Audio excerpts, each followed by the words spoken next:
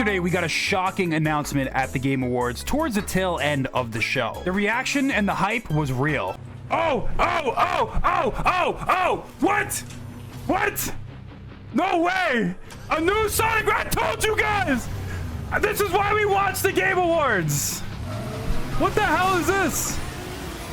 Whoa! Sonic Racing Cross Worlds? Bro, what?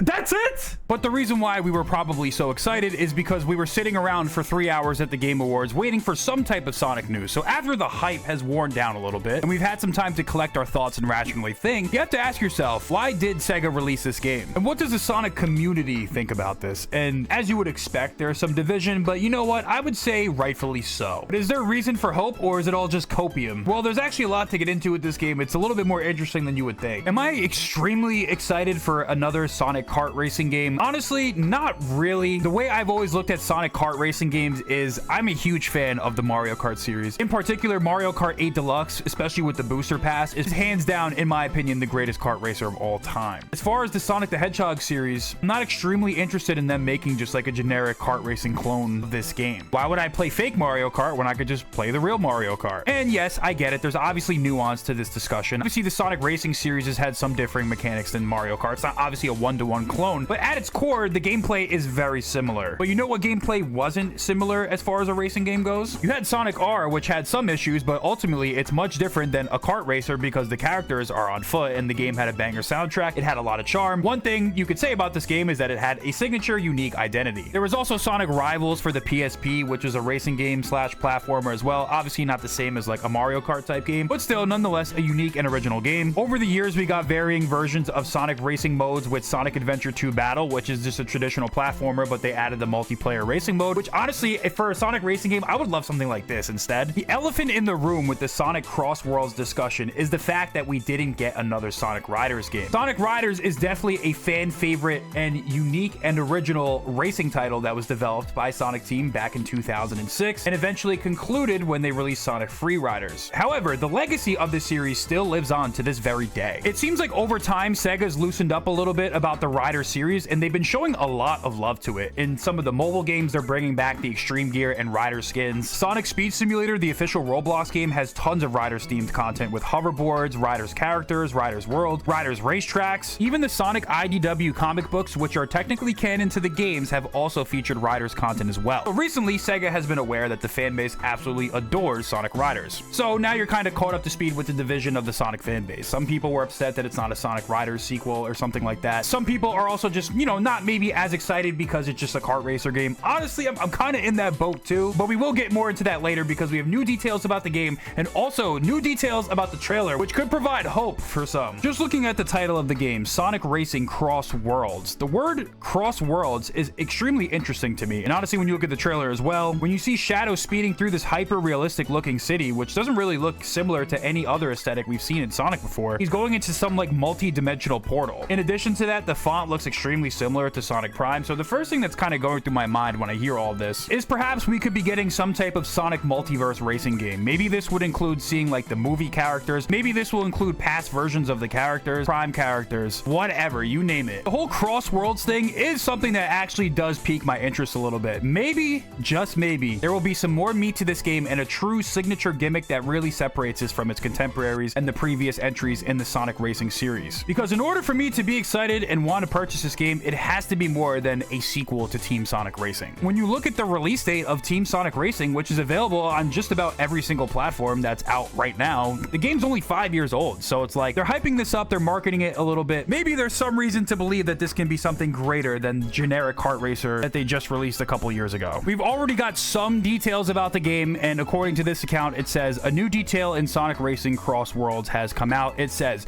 race across land, sea, air, space, and time. It looks like we're getting a gameplay mechanic sequel to Sonic and Sega All-Star Racing Transformed, which had the gimmick where you could fly and also go in the water, etc. Other thing I forgot to mention is that one of the descriptions of the game says drift across dimensions, so like this has potential to be really cool. We just have no idea what the hell it's going to be. There's also some other statements from Sega employees kind of hyping this game up and making it seem like maybe it could be a little bit bigger than we expected as well. This tweet from one of the people that appears in the Sonic social media stream says, "You are all gonna lose your mind minds with a smiley face. Now that is pretty confident for a, you know, generic kart racing Sonic game, right? I feel like there's more to this than meets the eye. Another Sonic social media manager says, Team Sonic Racing came out a week before I started working at Sega. I'm excited to be properly involved in marketing a racing title since I missed out on the last one. Can't wait to share more. So one thing I'd like to highlight is a statement that said we're going to lose our minds. And why would we lose our minds? Well, one thing that a lot of people have been pointing out about the Sonic Crossworlds racing trailer is that if you look up above Shadow's car in the background, it looks to be Extreme Gear. Could you imagine if Sega was crazy enough to implement riders mechanics into the new Sonic racing game? Imagine this. Imagine you could go in the karts and do generic kart racing, or you had the option to also use riders mechanics, or maybe there's a separate mode for the riders Extreme Gear racing or whatever. Perhaps it's extremely far-fetched. Maybe it's copium. Maybe it's just an Easter egg that the Extreme Gear appeared in the background of it. But if they really wanted to make us lose our minds, I think that is one way they would be able to do it. If there's multiple methods of racing in this game, including bringing Extreme Gear back into the series, that would be absolute peak. That would also make this game a day one purchase for me. Hey, maybe there's a separate kart racing mode, a separate riders mode, maybe even a separate on foot mode, or maybe you combine them all or put one against the other. Who knows? Like I said, probably copium. It's probably just going to be kart racing, but the fan base is definitely talking about it, and we're not going to know until they actually release gameplay for this game. What we do know right now is that there was an Extreme Gear Easter egg in the trailer, allegedly, so it seems like that's at least one thing to keep in mind. Now, why didn't they do Sonic Riders? Well, I think I can explain why. As much as the Sonic fan base loves Sonic Riders, myself included, this information kind of shocked me. So, according to this account right here, it says,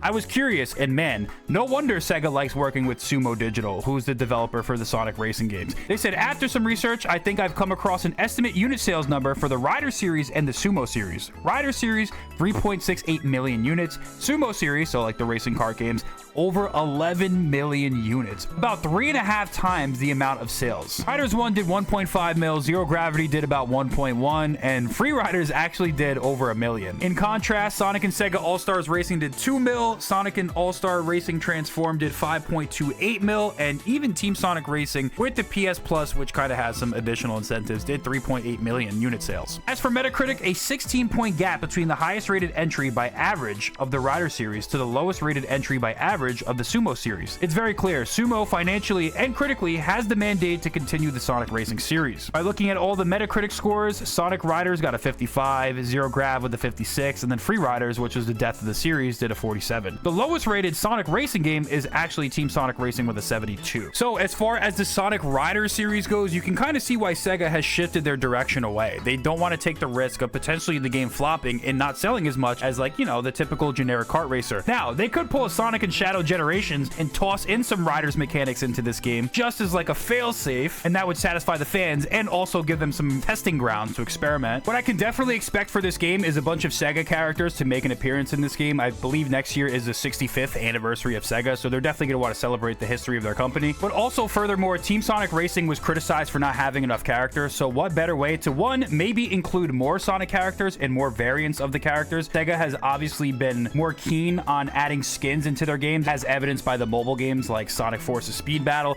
Sonic Dash. Also, Sonic Rumble is going to do a lot of the skin stuff, Sonic Speed Simulator. There's tons of things that they could do to make the game interesting. I wouldn't be surprised if there's some live service elements into this game, like Battle Pass, maybe cosmetic skins for purchase, seasons, new DLC maps, whatever. But we can definitely expect Sonic and probably a bunch of Sega characters to appear. But now we have an outside shot with that Extreme Gear appearing in the trailer. Sonic Riders might just not be dead yet. But is it copium? Let me know down below in the comments.